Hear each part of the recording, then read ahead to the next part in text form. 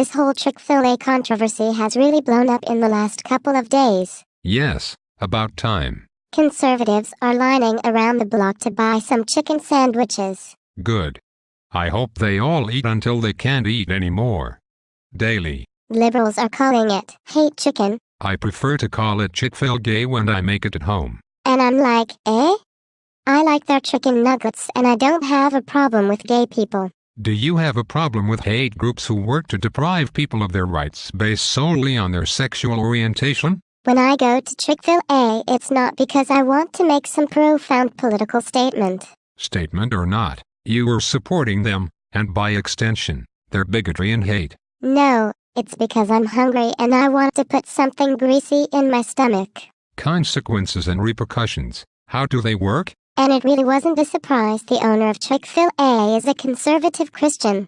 I mean, every time I crave Chick-fil-A, it's a Sunday and Chick-fil-A is closed on Sunday. What is not a surprise is Dan Cathy doubled down on his made-up version of biblical marriage.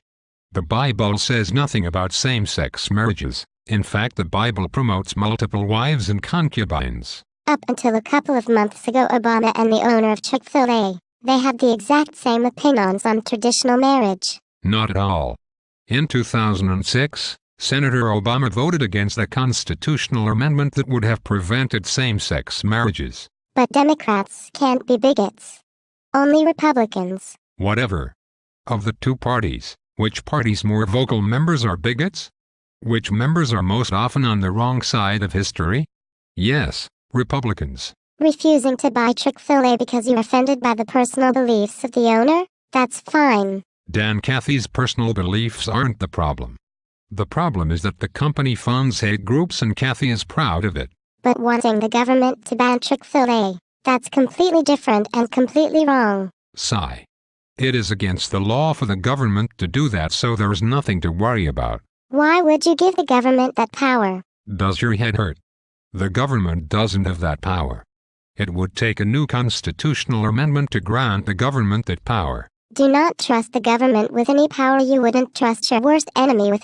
They don't have that power. It is specifically prohibited by the U.S. Constitution. If you're a liberal, would you trust Rick Santorum with the power to shut down any restaurant if he didn't agree with the owner's personal beliefs? The only way Ralphie could shut down a restaurant is if he was appointed health inspector and the place wasn't up to code. As a libertarian, I would. All right, hold it right there.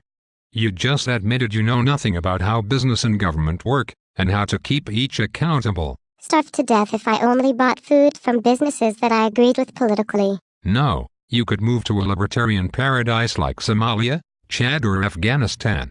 Buying food would be one of your least concerns. It's fine to boycott. I'm glad you approve. But banning restaurant because of the personal or political beliefs, that's a clear violation of free speech. Are you high? No, serious, educated person is advocating so-called banning because they realize it would be promptly overturned by the courts.